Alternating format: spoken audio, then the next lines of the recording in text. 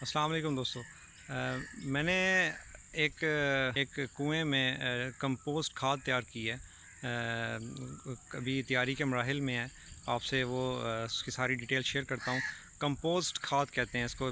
جو سبزیات کی بقایا جات ہیں، فروٹ کی بقایا جات ہیں، یا لکڑیاں ہیں، آم کے درختوں کی کانٹ چھانٹ کے بعد جو میٹیریل بچتا ہے، اس کی پتے ہیں، لکڑیاں ہیں، کچھ بھی ہے، تو وہ ایک گڑھا کھود کے اس کے اندر پھینکا. اس کے بعد اس میں گوبر کی کھاد ڈالی اور مختلف چیزیں اس میں ڈال کے اس کو فل کیا. تو اب وہ اس کو پانی لگا دیا، اس میں یوریا کھاد اس میں مکس کر دی، فلڈ کر دی. تو اس طرح کا مختلف یہ ریکمینڈڈ تھا یہ پروسیجر. تو وہ سب چیزیں گل سڑ گئی ہیں، کمپوزڈ ہو گئی ہیں. تو اب وہ ایک بہت خوبصورت میٹیریل تیار ہوا ہے، بہت اچھی کھاد تیار ہوئی ہے. تو وہ میں آپ کو ذرا دکھاتا ہوں. یہ ہے جی، ایسی بہت سی جگہیں ہوتی ہیں ہمارے باغات میں جس میں ہم کھاد تیار کر سکتے ہیں. ویسے اس کی تجویز کردہ جو لمبائی اور چڑھائی ہے وہ ہے کہ 5 سے 6 فٹ گہرا ہونا چاہیے اس گڑھے کو، اور 10 سے 12 فٹ تک چوڑائی ہو، اور اس کے علاوہ 15 فٹ تک لمبائی ہو. لیکن ہم نے یہ تقریباً 24-25 فٹ اس کی لمبائی رکھی ہے ہم نے. اس کے علاوہ یہ پلاسٹک کی شیٹ ڈالنی ہوتی ہے. اس طرح کر کے ہم اس میں ڈال رہے ہیں، اور باقی چاروں طرف سے یہ کم از کم 6 فٹ تک شیٹ کو باہر نکلنا ہونا چاہیے گڑھے سے، بالکل گڑھے کے مطابق پوری نہ ہو. تو اس طرح ہم اس میں مختلف اجزاء ڈال کے اس کو کمپوز کرتے ہیں.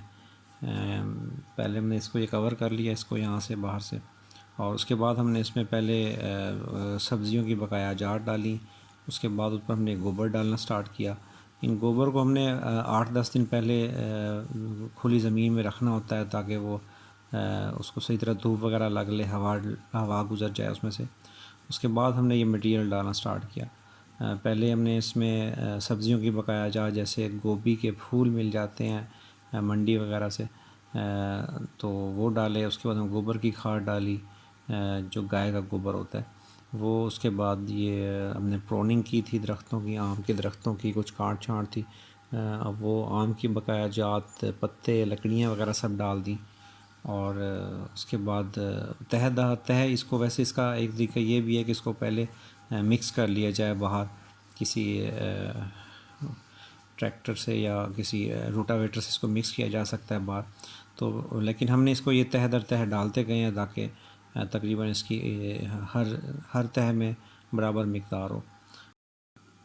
اچھا، کمپوسٹ ویسے کہتے کس کو ہیں؟ قدرتی کھاد ہوتی ہے، بلکہ اس کو گلنے سڑنے کے عمل کو ہی ہم کمپوسٹ کہتے ہیں. جو فصلوں کی بقایا جات، ٹہنیاں اور یہ سب چیزیں ہم کیڑوں کی مدد سے ان کو تحلیل کر کے واپس زمین میں ہی ڈال دیتے ہیں.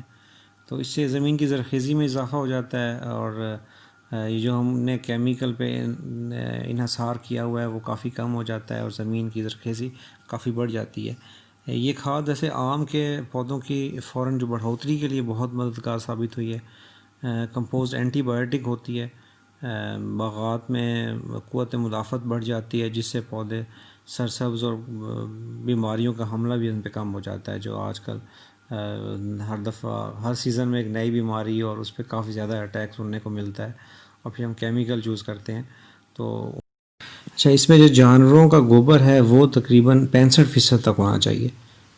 اس کے علاوہ جو 30 سے 35% ہے وہ پودوں کی بقایا جات جیسے ٹہنیاں، پتے، بیج اور پھل وغیرہ ہے. اس کے علاوہ سبزیاں اور پھلوں کے بقایا جات، یہ چیزیں ہونی چاہیے. تو ان کو ایسے مکس کر کے تہہ بہ تہہ اور ان کو اس کو فل کر لیں، اور اس کو ہم پانی لگاتے رہتے ہیں وقفے سے.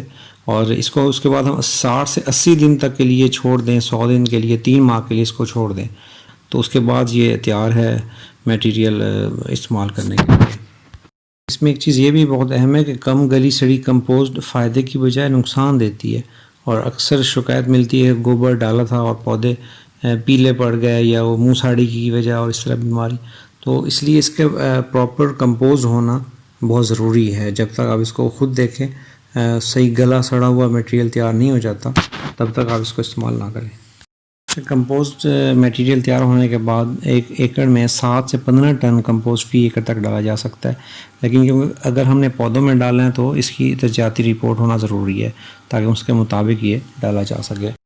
تو دوستو یہ ہے آج کا کلپ، اپنے مینگو فارم کو مینیج کریں اور ہمارے ساتھ رہیں، سبسکرائب کریں ہمارے چینل کو، ہم مختلف ٹیکنیکس آپ کو بتاتے رہیں گے، اور مینگو فارمنگ کا یہی ایک گر ہے کہ ہر کام کو اپنے وقت پر کریں، جو ایک ٹائم ہے آپ اس کو اگر 20 دن کے بعد کریں گے، آپ کو نالج ہے لیکن اس کو ڈیلے کر دیا کا فائدہ نہیں ہوگا۔ تو آپ ہمارے ساتھ رہیں، چینل کو سبسکرائب کریں، ہم ٹپس بتاتے رہیں گے آپ کو کس ٹائم کون سا سپرے کرنا ہے، کون سی فرٹیلائزرز ڈالنی ہے، اور اس کی کیا ٹیکنیکس ہے، کس طرح اس کو مینیج کر کے ہم اپنی انکم بڑھا سکتے ہیں۔